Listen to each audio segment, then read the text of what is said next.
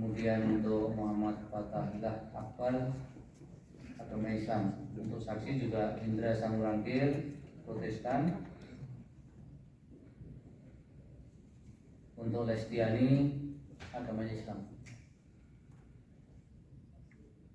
Untuk yang memandu lapar sumpah yang mulia Bapak Ridwan Mansur, untuk yang beragama Islam baik ahli maupun saksi, dan yang Katolik dan Protestan nanti yang mulia Bapak Daniel. Silakan.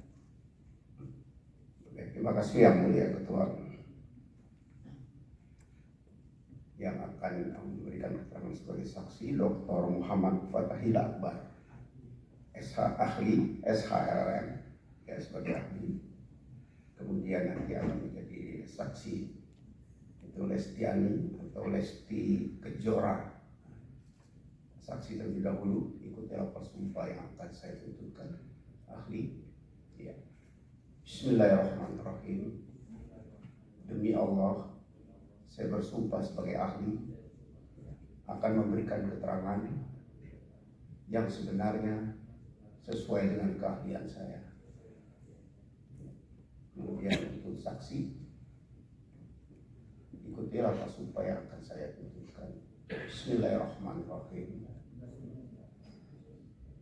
Demi Allah, saya bersumpah sebagai saksi akan memberikan keterangan yang sebenarnya tidak lain dari yang sebenarnya.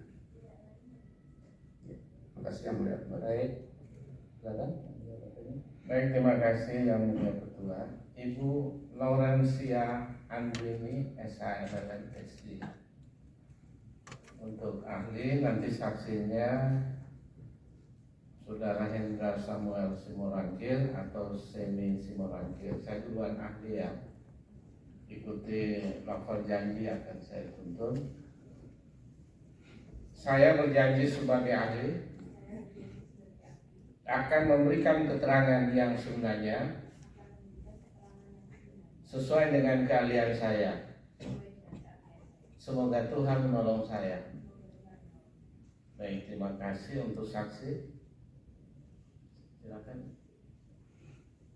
Sini. Petugas.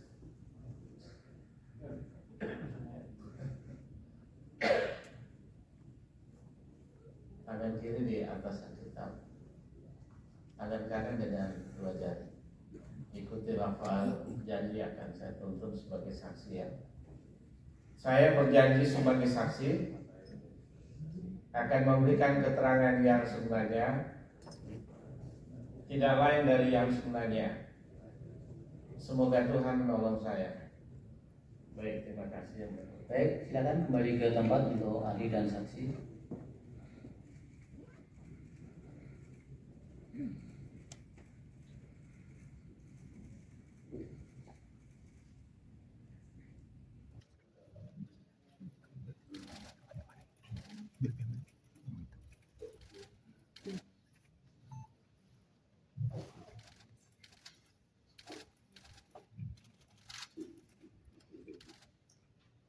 Yang mulia Majelis Hakim Mahkamah Konstitusi yang saya hormati, dengan hormat saya Lestiani, dikenal secara profesional sebagai Lesti Kejora, menyampaikan pernyataan ini dalam kapasitas sebagai saksi dari para pemohon guna memberikan gambaran nyata mengenai permasalahan hukum yang dihadapi para pelaku pertunjukan, khususnya penyanyi, dalam pelaksanaan kegiatan pertunjukan musik di lapangan yang kerap kali berujung pada ancaman pidana dan gugatan perdata karena multi tafsirnya ketentuan Undang-Undang Hak Cipta. Sekitar pada tahun 2016 hingga 2018, saya pernah membawakan lagu yang berjudul Bagai Ranting yang Kering yang diciptakan oleh Bapak Bapak Yoni Mulyono alias Bapak Yoni Dores. Salah satunya dalam satu acara pernikahan yang diselenggarakan di Subang, Jawa Barat. Lagu tersebut saya bawakan atas permintaan pihak penyelenggara sebagai bagian dari daftar lagu yang telah disepakati. Video-video dari pertunjukan tersebut kemudian diunggah oleh pihak lain, penonton atau penyelenggara, ke sosial media atau di kanal digital yang dikenal YouTube, serta terdapat beberapa unggahan yang berisikan materi berupa foto saya yang ditempelkan sebagai thumbnail atau cover dari video lagu-lagu ciptaan dari Bapak Yoni Dores. Saya dan pihak manajemen tidak mengetahui atau menyetujui proses unggahan tersebut maupun elemen visual yang digunakan oleh pihak lain. 8 tahun kemudian, tepatnya pada tanggal 1 Maret 2025, saya menerima surat somasi dari kuasa hukum pencipta lagu Bapak Yoni Dores yang menyatakan bahwa saya dianggap telah mempertunjukkan karya cipta tersebut tanpa izin langsung dari penciptanya. Di dalam surat somasi tersebut, saya bahkan dituding telah melakukan pelanggaran ketentuan pidana dalam Undang-Undang Nomor 28 Tahun 2014 tentang hak cipta. Tidak berhenti sampai di situ, pada tanggal 18 Mei 2025, saya mendapatkan informasi bahwa Bapak Yoni Dores secara resmi telah membuat laporan polisi terhadap diri saya ke Polda Metro Jaya dengan tuduhan melakukan pelanggaran hak cipta atas penggunaan lagu ciptaannya tanpa izin. Hal ini menimbulkan perspektif negatif terhadap diri saya, karena dengan adanya laporan tersebut, saya seakan-akan telah melakukan pelanggaran terhadap Undang-Undang Hak Cipta, sekaligus menunjukkan kegambangan norma hukum terhadap pelaku pertunjukan seperti saya. Saya sebagai penyanyi profesional, saya rutin diundang untuk tampil di berbagai acara, pernikahan, konser, pertunjukan panggung, dan kegiatan publik lainnya. Dalam praktiknya, daftar lagu yang saya bawakan selalu disusun atas permintaan dari klien atau pihak penyelenggara acara. Biasanya saya menyanyikan lagu sekitar 6 atau sampai 8 lagu dalam satu pertunjukan, kurang lebih separuhnya adalah lagu milik saya sendiri dan sisanya adalah lagu milik pencipta lain. Bahkan tidak jarang perubahan daftar lagu terjadi secara spontan di tempat atau atas permintaan klien. Pentingnya untuk saya tegaskan bahwa saya tidak pernah mengurus langsung perizinan atau pembayaran royalti atas lagu-lagu yang dibawakan, karena saya sebagai penyanyi profesional, saya hanya menjalankan tugas untuk memberikan jasa tampil atau pertunjukan sesuai kesepakatan dengan pihak yang mengundang saya. Sebagai penyanyi, saya tidak memiliki akses maupun kapasitas untuk mengetahui variabel-variabel komersil yang menjadi dasar perhitungan royalti seperti jumlah penonton, harga tiket, atau skala dan kategori acara sebagai yang dipersyaratkan dalam sistem lisensi yang berlaku menurut peraturan perundang-undangan.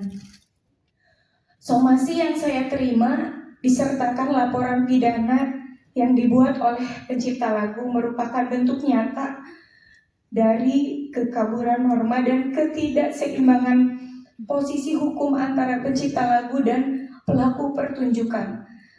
Hal ini memperlihatkan betapa lemahnya perlindungan terhadap hak terkait, khususnya bagi pelaku pertunjukan seperti saya, yang sebenarnya hanya bekerja sebagai profesional berdasarkan kontrak kerja dengan penyelenggara acara. Jika penyanyi yang hanya menjalankan tugasnya sebagai pelaku pertunjukan dapat dituduh melanggar hukum pidana hanya karena membawakan lagu populer, maka praktik ini menciptakan kebiasaan buruk bagi dunia pertunjukan dan industri hiburan nasional. Bahkan dalam kondisi di mana lagu dibawakan secara sah tanpa eksploitasi ekonomi pribadi atas lagu tersebut, ancaman pidana tetap dapat digunakan secara sepihak oleh pencipta. Dan bahkan sampai saat ini, izin yang mulia, saya masih digantung sebagai terlapor dan itu sangat berdampak negatif sekali kepada saya selaku. Ini tambahan ya? Betul Pak, di tambahan izin sekali Pak. Saya juga ingin kejelasan. Di media saya mendengar bahwa saya akan dihadirkan sebagai saksi atau dipanggil atas pelanggaran hak cipta, tapi sampai detik ini belum ada kejelasan. Jadi saya mohon sekali bantuannya untuk kasus saya ini terkhusus. Terima kasih. Assalamualaikum warahmatullahi wabarakatuh. Waalaikumsalam. Kalau Lesti tidak punya lagu yang dicipta sendiri ya? Di situ.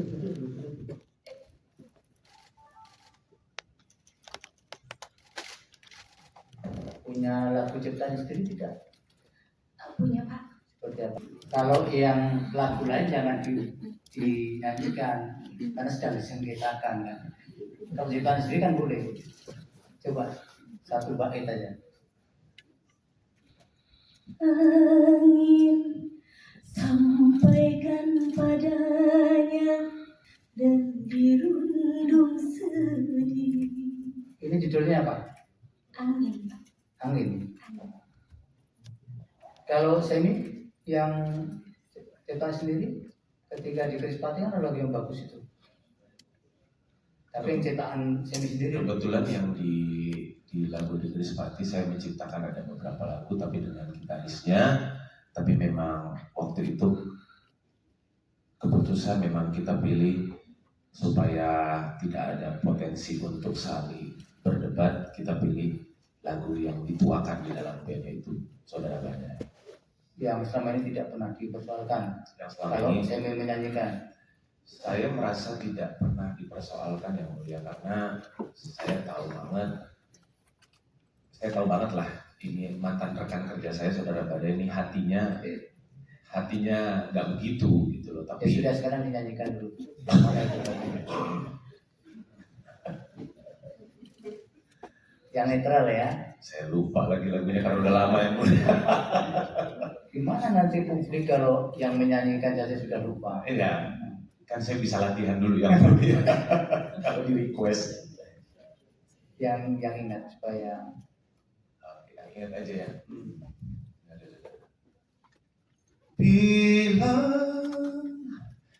rasaku widira sambung.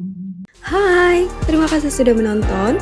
Jangan lupa subscribe, like, comment, and share.